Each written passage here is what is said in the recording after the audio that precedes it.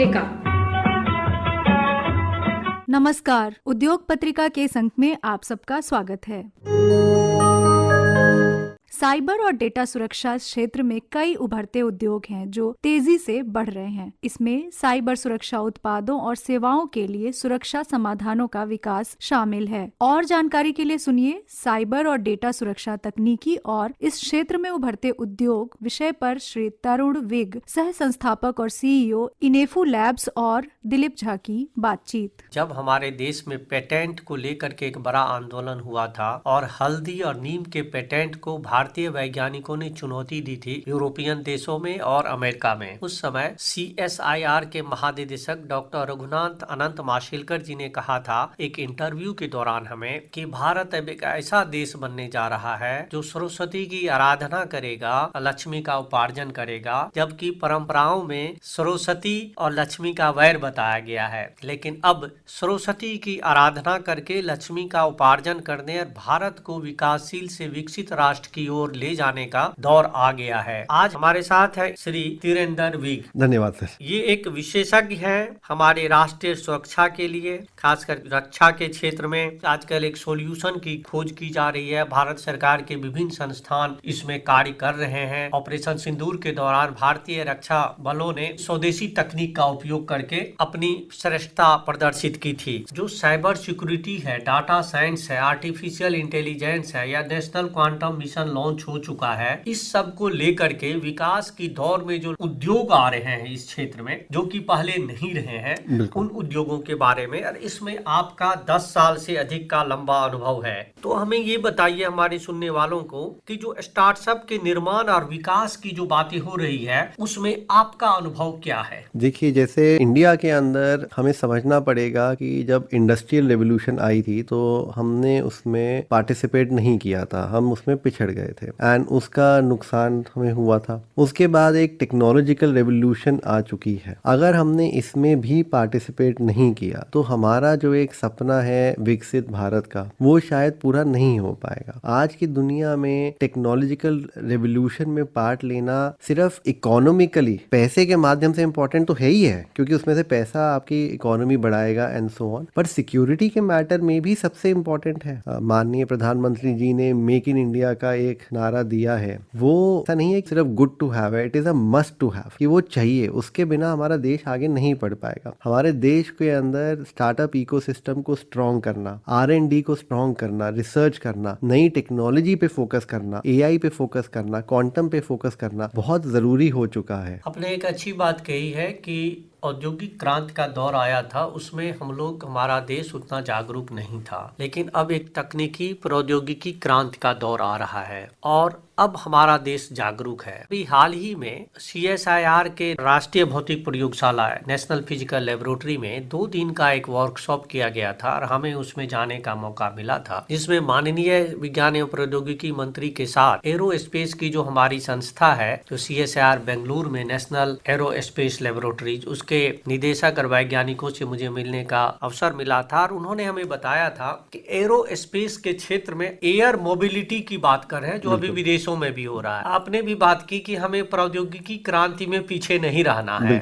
आप एक nano technology के क्षेत्र में भी जाने जाते हैं। आपका नाम जो सफल उद्यमियों में आता है, कुछ मशहूर उद्यमियों के साथ। इस क्षेत्र में उद्यमियों की सफलता के पीछे आप क्या देखते हैं? क्या क्या चीजें उनके पक्ष में जा रही है और किन किन और चीजों को उनके पक्ष में या उनके विकास के लिए किए जाने की आवश्यकता है? अगर आप देखें, सितंबर 2010 में हमने शुरू किया था। जब हमने शुरू किया था इनेफ्यू लैब्स को, तो हमें एक माइंड में बड़ा क्लियर था कि अगला जो वॉर होगा वो टेक्नोलॉजिकल वॉर होगा, और ये सच्चाई भी हो रही है। आपने रशिया यूक्रेन देख लिया, आपने ऑपरेशन सिंदूर भी देख लिया। रशिया यूक्रेन में तो अब पूरी ड्रोन की लड़ाई हो गई है। तो ये एक टेक्नोलॉजिकल वॉर होगा। अगर आप इस टेक्नोलॉजिकल वॉर को लड़ते हैं विदाउट अपने टेक्नोलॉजी, अपने प्रोडक्ट्स के बनाए, तो इट इज कि आप लड़ाई लड़ रहे हैं फॉरेन सोल्जर्स के साथ, जो कि पॉसिबल ही नहीं है। कभी भी आपका साथ छोड़ देंगे। सो इसी चीज को सोच के हमने शुरू किया था इनएफयू को कि हम प्रोडक्ट बनाएंगे, टेक्निकल प्रोडक्ट बनाएंगे। बट उस वक्त देश का जो इन्वायरमेंट था, वातावरण था,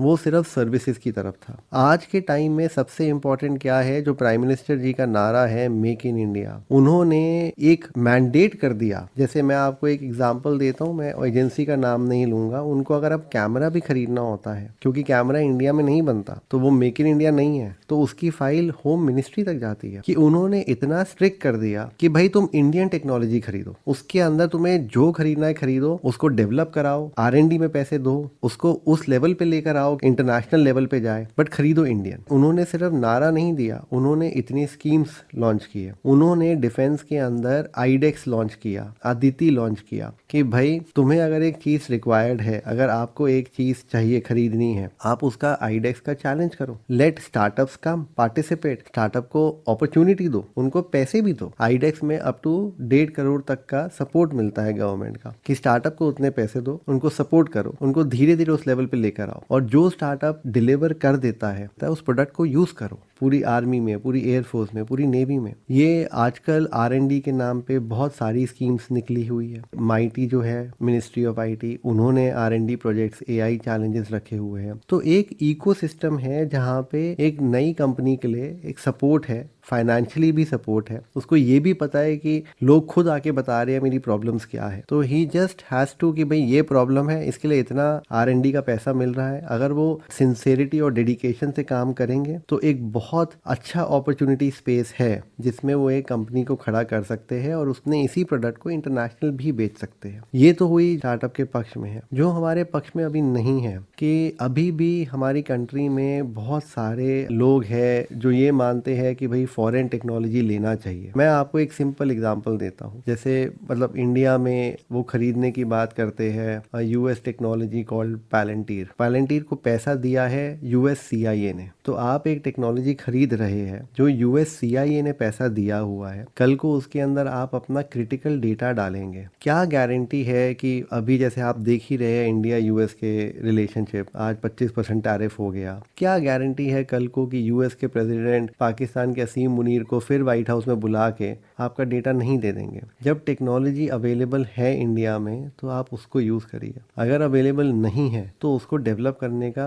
प्रयास करिए, क्योंकि जस्ट बाइंग की foreign technology is not the solution now. मतलब आपका कहना है कि हम जो आयाती तकनीक पर अपनी निर्भरता कम कर दें। बिल्कुल। और भारत ने इस निर्भरता को कम करने के लिए ही स्वदेश निर्मित चीजों का आंदोलन किया। एक तरह से जो प्रौद्योगिकी क्रांति आई है कि स्वदेशी, मेक इन इंडिया की जो बात आपने की, तो अब बात आती है डाटा की, डाटा की सुरक्षा की। आजकल सब कुछ डाटा में है। आप अपने कंपनी के माध्यम से एक डाटा सुरक्षा की सेवा देते हैं। ये सेवाएं किस तरह से देते हैं और भारत में किन किन क्षेत्रों में या संस्थानों में आप ये सेवाएं देते हैं और उसका महत्व क्या रहता है? बात डेटा की जब हम करते हैं तो दो बात आती है, एक आता है डेटा सिक्योरिटी और एक आता है डेटा एनालिटिक्स, कि हम उसमें से और क्या निकाल सकते हैं। हम इन दोनों ही चीज़ों पे काम करते हैं। सिक्योरिटी में आपने शायद नाम सुना होगा नेशनल इन्फॉर्मेटिक्स सेंटर का, NIC, जो हमारी पूरी गवर्नमेंट को IT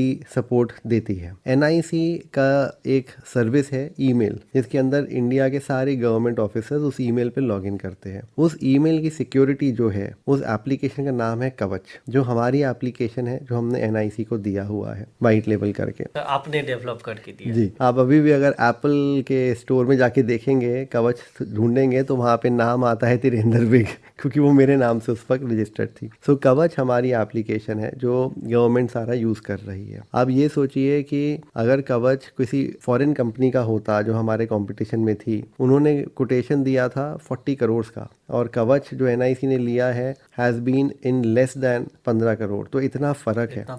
आपका पैसा भी बाहर नहीं गया, इंडिया में ही रहा, और वही पैसा आपके इंडियन डेवलपर्स की सैलरीज में ही गया, तो आपका पैसा भी बचा। सेकंड आती है बात डेटा एनालिटिक्स की। आज हमारे देश में बहुत डेटा है, बहुत ही डेटा है, बहुत ज़्यादा डेटा है। ये डेटा बहुत वैल्यूएबल है। अगर हम इस डेटा को ढंग से देखें तो हम इससे साइबर क्राइम खत्म कर सकते हैं, हम इससे मनी लॉन्ड्रिंग खत्म कर सकते हैं, हम इससे फाइनेंशियल टैक्स इवेजन खत्म कर सकते सकते हैं, हम इससे आपका नारकोटिक स्मगलिंग खत्म कर सकते हैं। नॉट जस्ट दिस, हम ये भी इंश्योर कर सकते हैं कि कल को अगर वॉर होती है तो हमारे पास एक एज रहे अपने नेबर्स के ऊपर। ये डेटा एनालिटिक्स से होता है। ये हमारा सॉल्यूशन आज इंडिया की जो सबसे टॉप की ऑर्गेनाइजेशंस है, इंटेलिजेंस ऑर्गेनाइजेशन है, like NIA, national investigation agency, शायद आपको नहीं पता but the national terrorism data fusion centre जो NIA में माननीय होम मिनिस्टर अमित शाह जी ने लास्ट ईयर जनवरी 30, 2024 को इनॉग्रेट किया था, वो हमारा ही डेटा एनालिटिक्स प्रोडक्ट है जो NIA में लगा हुआ है। वही प्रोडक्ट हमारा और भी बड़ी स्टेट पुलिस में लगा हुआ है, चाहे वो गुजरात हो गई, चाहे वो आपका UP हो गया, चाहे वो तमिलनाडु हो गया, चाहे वो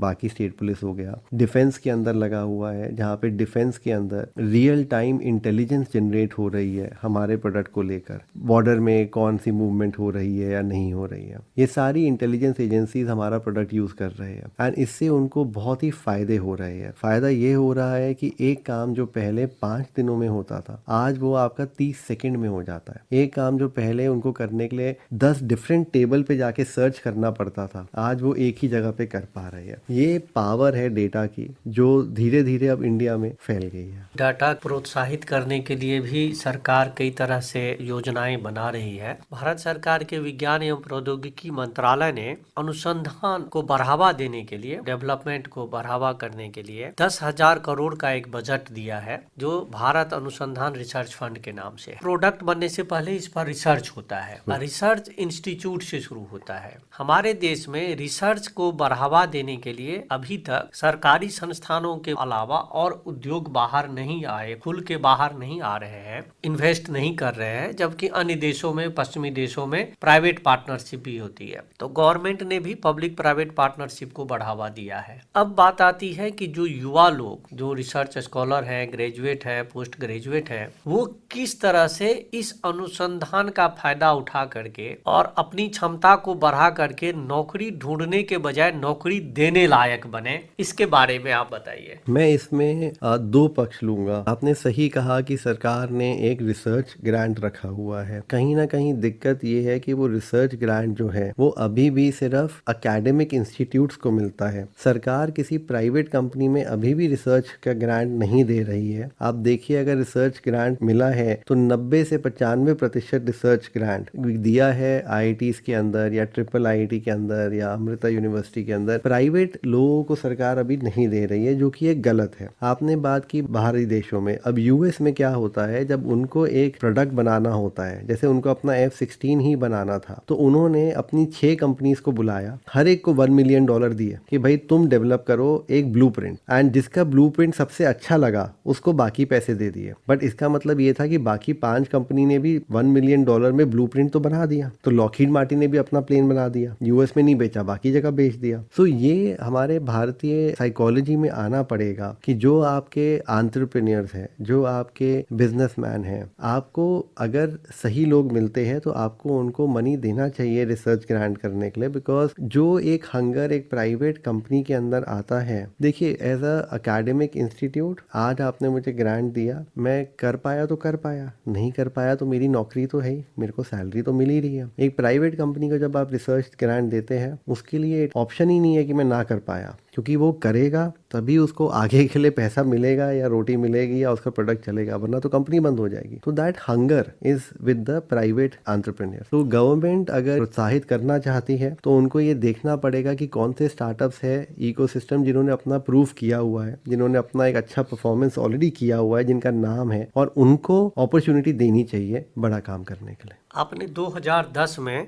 इनेफू लैब्स स्थापित करके उस पर कार्य शुरू किया। पिछले 10 सालों में तकनीकी क्रांति, प्रौद्योगिकी क्रांति और उसको लेकर के उस पर अनुसंधान और विकास को बढ़ावा देने के लिए जोर दिया जा रहा है, काफी बढ़ावा भी दिया जा रहा है। जब माननीय प्रधानमंत्री जी ने अपनी मन की बात में छात्रों से आह्वान किया था कि वो एक दिन वैज्ञानिक बन के देखिए, 1 डे एज ए साइंटिस्ट, इसको लेके CSIR, DST, DBT के जो संस्थान है है, उन्होंने अपने यहाँ जो पहले जिज्ञासा कार्यक्रम के माध्यम से स्कूलों के साथ उनके टाई अप थे, वो प्रयोगशालाओं के लिए खोल दिया। हमें 24 जुलाई को कुछ ऐसे छात्रों से बातचीत करने का मौका मिला जब उन लोगों को फैसिलिटेट किया जा रहा था जो कॉलेज के स्कूल के छात्र थे, 12वीं और फर्स्ट ईयर के। आप अपनी सफलता, अपने अनुभव के आधार पर भारतीय विकास और विश्व विकास जो उद्योग और तकनीकी का हुआ है पिछले 10 सालों में आप क्या प्रगति देखते हैं? मैं ये कहूँगा कि भारत ने एक दिशा तो पकड़ी है, बिल्कुल पकड़ी है। उस दिशा पे हम आगे बढ़ते हैं, थोड़ा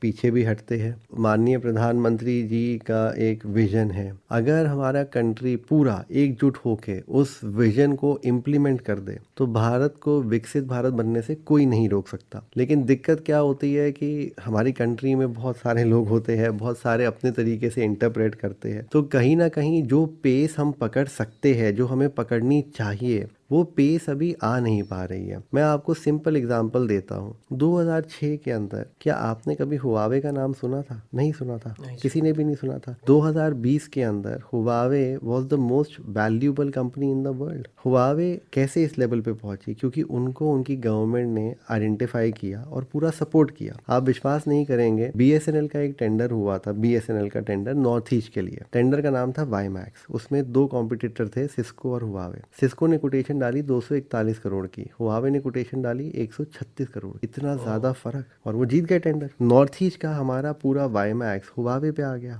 अब आप विश्वास करिए कि आप आगे जाके देखिए, है तो Huawei Chinese company, but China ने अपनी कंपनीज को आइडेंटिफाई किया। उन्होंने ढूंढा, एक एक कंपनी को ढूंढा कि यार इस कंपनी में टिकटॉक देख लीजिए, UC ब्राउजर, एक एक कंपनी को ढूंढा जिसमें उनको दम लगा, उसको उन्होंने खुल के प्रमोट किया एंड उस कंपनी को इंटरनेशनल बना दिया। भारत में अभी तक ये नहीं हुआ है। भारत अभी भी उसी लेवल पर है कि देख रहे हैं, मतलब खुल के हमने कमिट नहीं किया कि ये करना है। वो शायद एक चीज पीछे रह गई है। महत्वपूर्ण बात बताई है कि जो सरकारी निवेश की नीति है और दीर्घकालिक नीति है, उसमें सरकारी संस्थानों को ही ज्यादा तरजीह दी जा रही है, बल्कि आत्मनिर्भर भारत को बढ़ाने के लिए जो स्वदेश की जो प्राइवेट संस्थान आ रहे हैं, चाहे स्टार्टअप एंटरप्रेन्योरशिप के माध्यम से ही सफल हो रहे हैं, तो उन्हें भी एक प्रमोट करना चाहिए और उनको अंतर्राष्ट्रीय स्तर पर पहचान लाने के लिए उनको समर्थन देना चाहिए, उनको हर तरह से सहयोग करना चाहिए। इस नीति की आवश्यकता है, बहुत जरूरी, बहुत ज्यादा हो सकता है आने वाले समय में सरकार का ध्यान इस ओर जाएगा जब वो अपने भारतीय कंपनियों को सफलता के रूप में अंतर्राष्ट्रीय स्तर पर आते हुए देखेगा। एक अंतिम सवाल है कि आजकल युवा जो है वो नौकरी के लिए परेशान है, डिग्रियां तो है, नौकरियां नहीं है। ऐसी स्थिति में जो आजकल का युवा है, चाहे प्रबंधन के क्षेत्र का है, चाहे तकनीकी प्रौद्योगिकी का क्षेत्र है, या कहीं किसी और विषय का जो पारंपरिक विषय है उसमें है, विज्ञान और या कला के क्षेत्र में, इन लोगों को देश के विकास में अपना योगदान देने के लिए और नौकरी के बिना भी अपनी सफलता सुनिश्चित करने के लिए, मार्ग तय करने के लिए आप क्या संदेश देना चाहेंगे? मैं तो देखिए एक ही चीज कहूंगा कि आप अपने अंदर परफेक्शन लाने की कोशिश करें। मैं एक लाइन बोलता हूँ जो मैंने बहुत पहले अपना एक मोटो बनाया था, don't ask what the world needs, ask what makes you come alive and then go ahead and do it, because what this world needs is people who have come alive. तो आप अपना passion follow करिए, चाहे वो art में है, चाहे वो साइंस में है, चाहे वो साइंस के अंदर किसी एक पर्टिकुलर फील्ड में है। एंड ये विश्वास रखिए कि अभी इतनी स्कीम्स हैं हमारे देश के अंदर कि अगर आप अपना पैशन फॉलो करके उसमें अच्छे बनते हैं तो आपको अपॉर्चुनिटी जरूर मिलेगी। आज आप देखिए 2 बच्चे हॉस्टल में बैठ के ड्रोन बना सकते हैं जो रेडार में डिटेक्ट नहीं होता, उनको भी अपॉर्चुनिटी मिली। उन्होंने भी 10 लोगों को लिखा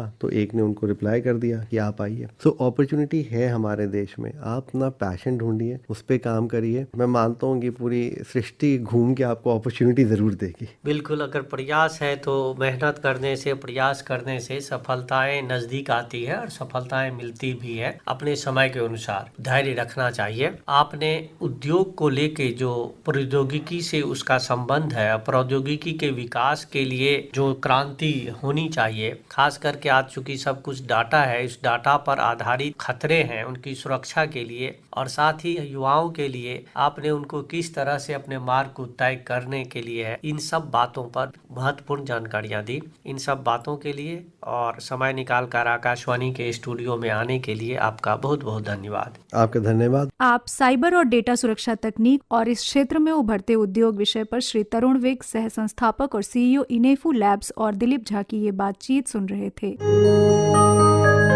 इसी के साथ उद्योग पत्रिका का ये अंक संपन्न होता है। वाचन स्वर प्रियंका कुमारी का और प्रस्तुतकर्ता थे दिलीप झा।